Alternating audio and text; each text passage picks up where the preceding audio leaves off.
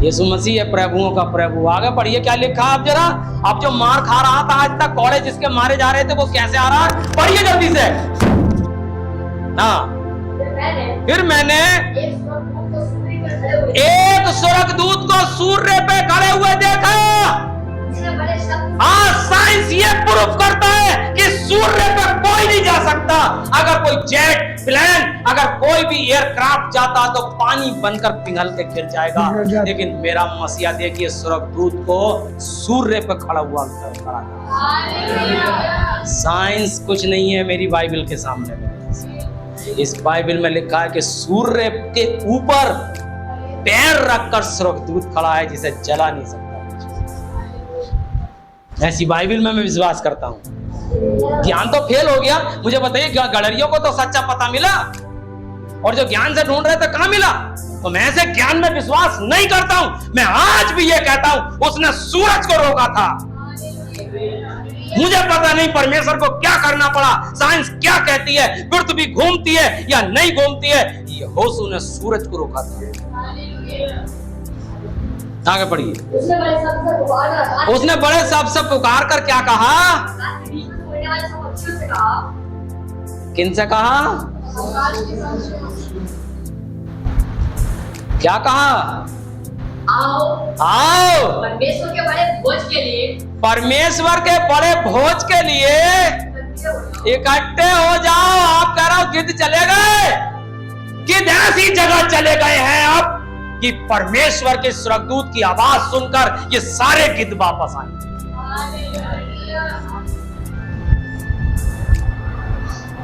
हो सकता है परमेश्वर, मैं ये बात कोई नियम नहीं बता रहा हूं, हो सकता है परमेश्वर ने गिद्ध इकट्ठे कर लिए हैं। आपने गिद्ध देखे?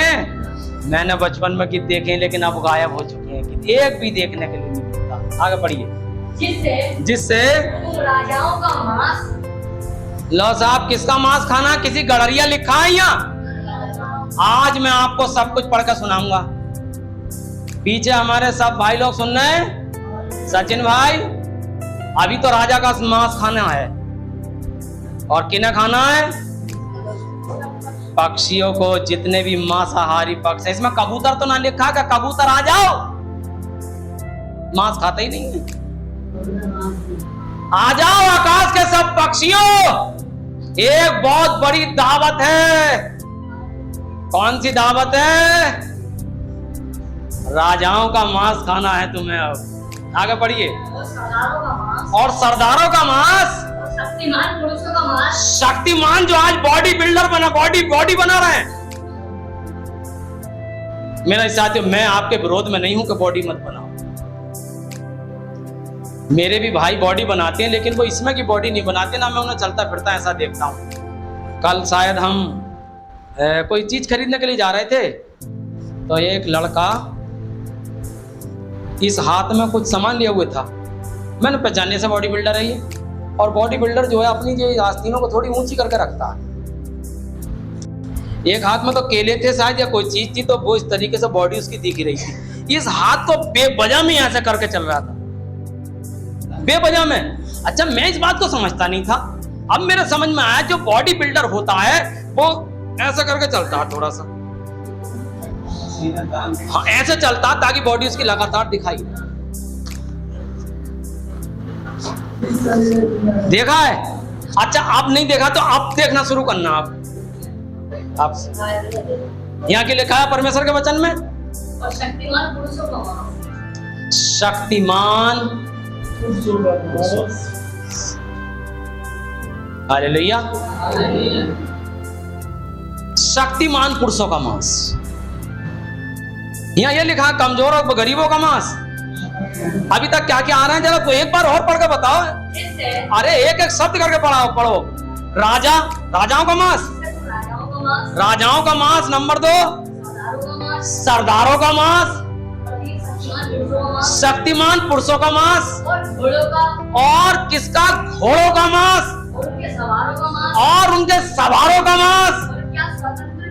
और क्या स्वतंत्र, क्या दास, क्या छोटे क्या बड़े, सब लोगों का मांस आओ और खाओ। इसमें गडरियों का मांस नहीं है।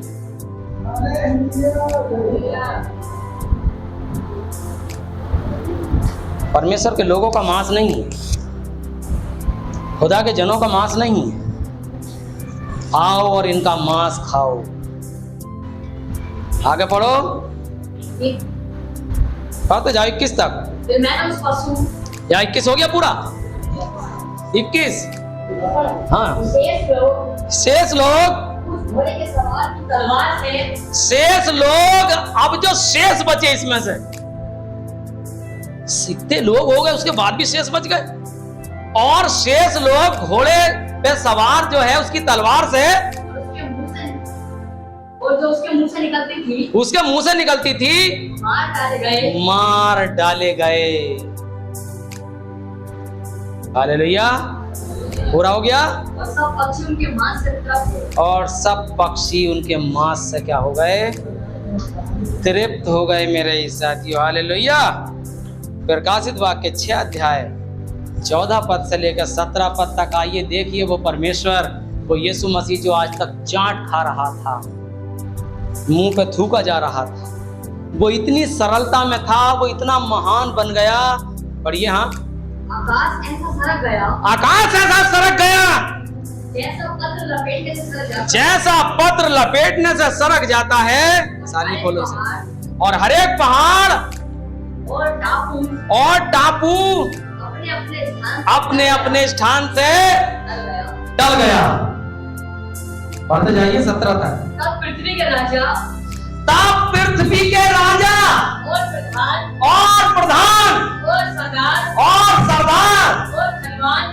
धनवान और सामर्थी लोग और हर एक दास और हर एक स्वतंत्र पहाड़ों की खो में, चट्टानों की दरारों में जा छिपे। 1 मिनट। और पहाड़ों और चट्टानों से कहने लगे, हम पर गिर पड़ो।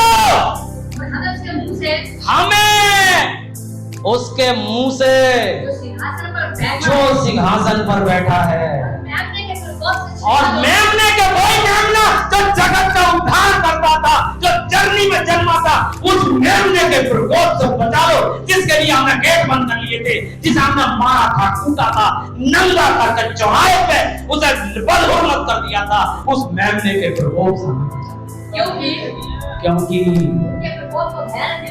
उनके प्रकोप का भयानक दिखा। अब कौन ठहर सकता? जो चाट खा रहा था आज वो बदला लेने के लिए आ रहा। Hallelujah, hallelujah. लेकिन मेरे लोग जो परमेश्वर के लोग हैं, वो क्या होगा अभी इसमें आपको याजक पास्टर गड़रिये दिखाई नहीं दिए ना? आओ गड़रियों को देखते हैं। 20 का 4 से 6।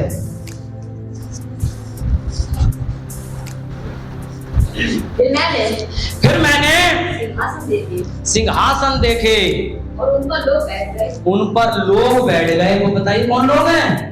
वो ये लोग हैं जो सिंहासनों पर बैठ गए और उनको न्याय करने का अधिकार दिया गया। मैंने उनकी आत्माओं को भी देखा जो जिनके सिर यीशु की गवाही कहने परमेश्वर के वचन के कारण काटे गए थे। इसमें यूहन्ना भी शामिल था जिसकी गर्दन काटी गई थी।